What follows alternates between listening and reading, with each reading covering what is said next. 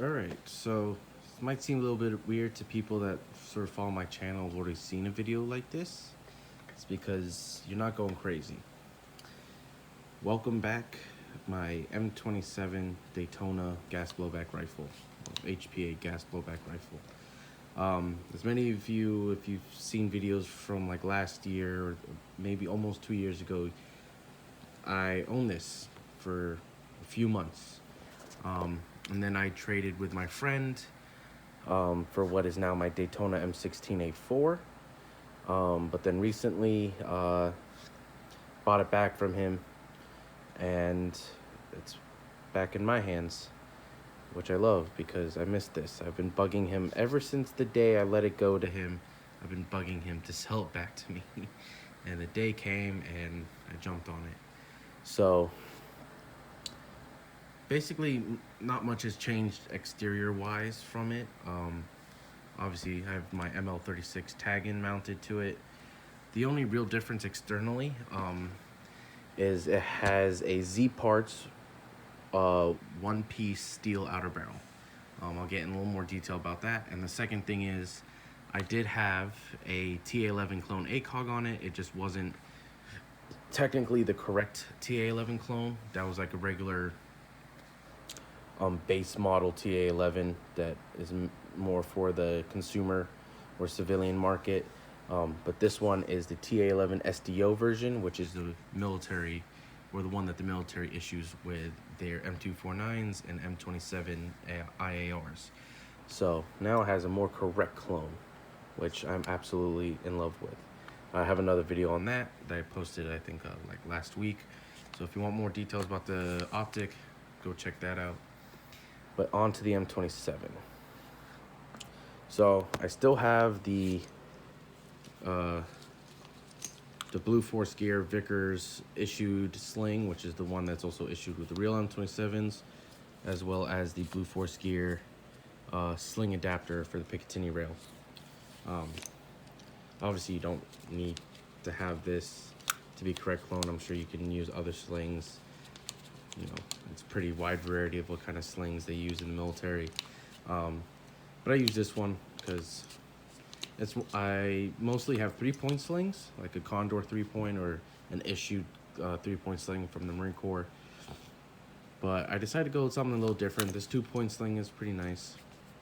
It has this adjustment right here to loosen and tighten it against your body, and it's nice break from a 3-point. I love 3-points, but I just wish they had this type of adjustment. The other ones have like a buckle that once you unbuckle it, it's all the way loose, and when you buckle it, it's all the way tight. This allows you a little bit of in-between adjustment. A few modifications I did to the actual Daytona itself. I don't know if I covered it in the other video, but the air valve, whoever installed the kit into this rifle, I got this rifle used, and it was in really bad shape. Like really bad shape. So the air valve was wobbling side to side on the rear takedown pin a lot. There was about a good 1/4 inch of play in total. So I used, well, not maybe a 1/4 inch, but it was a good amount of play side to side, which would cause the upper receiver to wobble like crazy. So I just put 2 washers on each side of the air valve, and then you put the pin through it, and it really tightened it up. Sadly, the IGL line that I had with it got busted where it threads into the air valve, so I just put a stock Daytona airline on it for now. It's definitely not as protected, and it doesn't really look as nice, but I need it for a game in a couple weeks, so I'd rather have this than have a leaky one. But that'll be changed. I'll go back to an IGL once I get a new one. It has a black Magpul MOE K2 plus sort of rubberized grip, plus a Magpul trigger guard. I'm trying to get rid of this because I want to go back to original 416 M27 clone, so I'm trying to get a M27 or 416 HK grip and the stock trigger guard, so I can go back to 100% correct. But it is a nice grip. I do like it. It's just realism, you know. Still missing the right side selector lever. Obviously not a huge deal since I'm right-handed, so I use the left side selector anyway. But I would like to have the lever on the other side too. So there's a couple parts I need to get. A little modification. On pretty much all my Daytonas, especially the rifles where you're doing semi-shooting, I got rid of the trigger spring.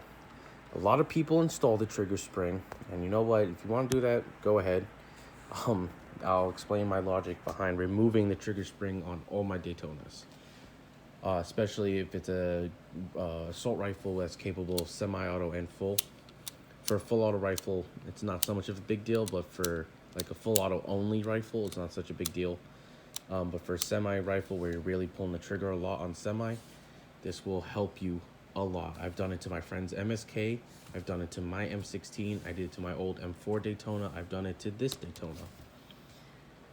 Basically, when you have a Daytona, the trigger group and the air valve pretty much have two springs itself to return the system to the normal position, i.e.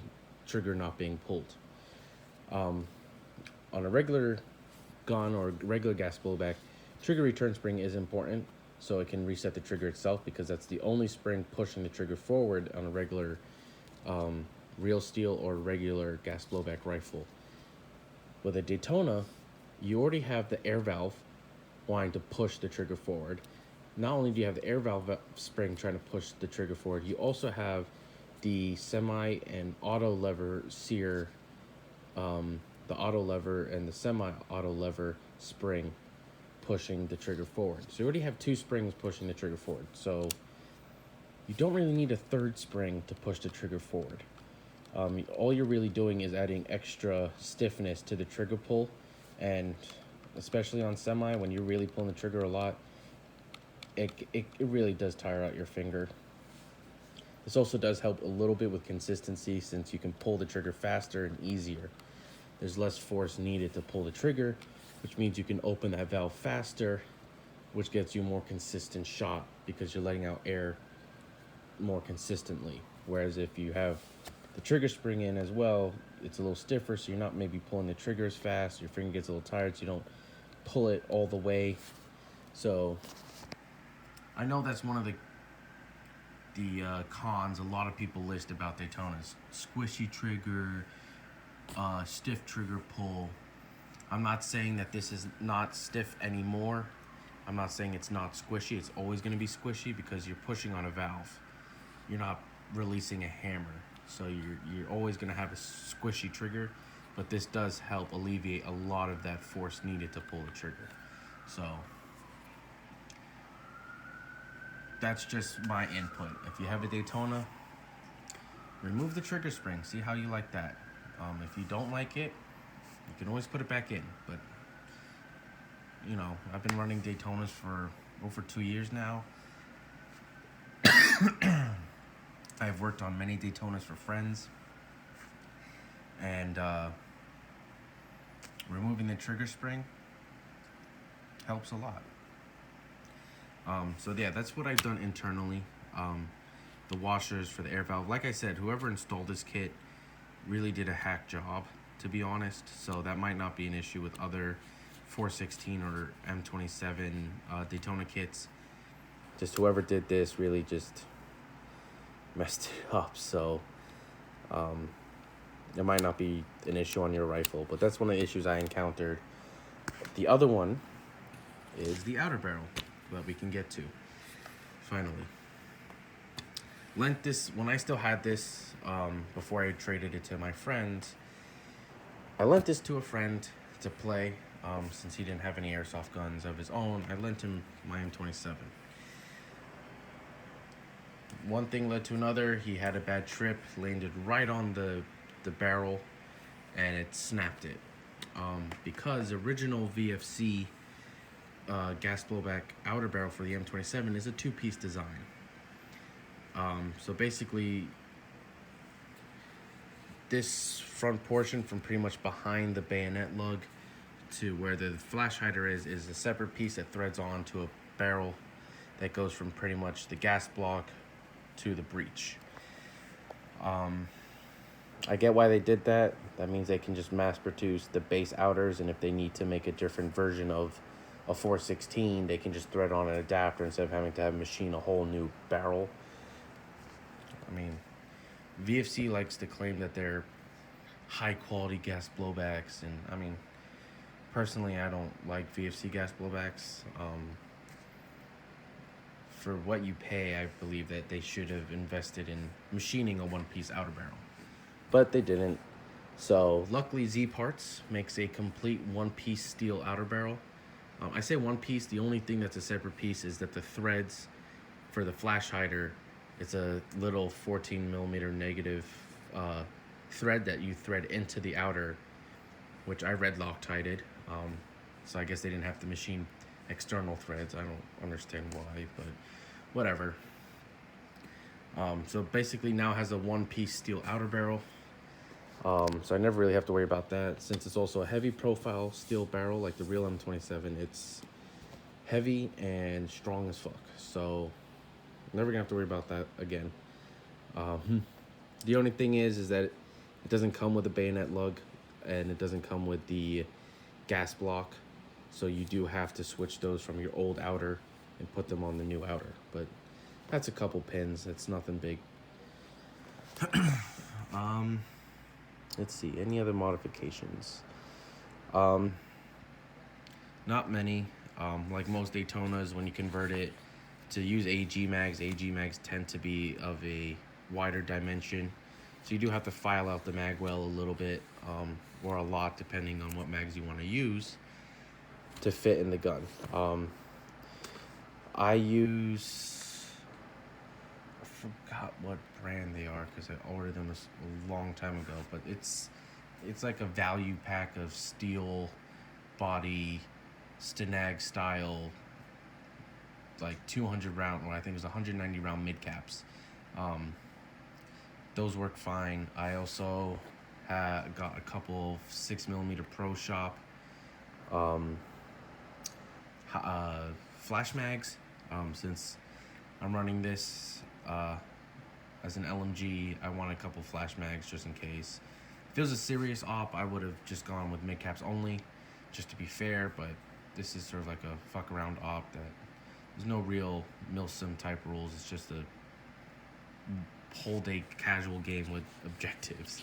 But those mags, they fit. I have to test this again. I just put a new inner barrel in here. It has Prometheus 6.03 inner, and I put a flat hop bucking and a rubber tipped hop up adjustment screw. So probably needs a few hundred BBs of break in to break in the bucking and everything, and see how it shoots. I remember my friend was complaining a little bit how it was jamming up on him on full auto a lot. So hopefully this new inner bucking solves that issue. I did like one mag dump just to test it after I installed everything, and it seemed to work fine. But we'll see how it does on some prolonged full auto. So, but yeah, that's the M27 finally back in my hands. If you have any questions about Daytonas, please feel free to comment or hit me up asking me questions. I'm not gonna say here and say I'm a Daytona expert, but I'm not really. But I've worked on a lot of these. I have a pretty good general understanding of how each system works, and sort of my own personal experience on, modifications to do while you install them that will make your life easier. Like I said, the trigger spring is one, and there's a few others here and there. But yeah, I love Daytonas. I love like regular gas blowback rifles, of course, but they can be a lot of work sometimes, not as fieldable, especially for ops. But yeah, if you have any questions, if you have any suggestions, please feel free to let me know. If you have any mods you've done that I haven't mentioned, for any mods you want me to try, or if there's anything you want me to go into detail, please let me know. And I'll try to do my best to make a video or help you out over email or whatever you want.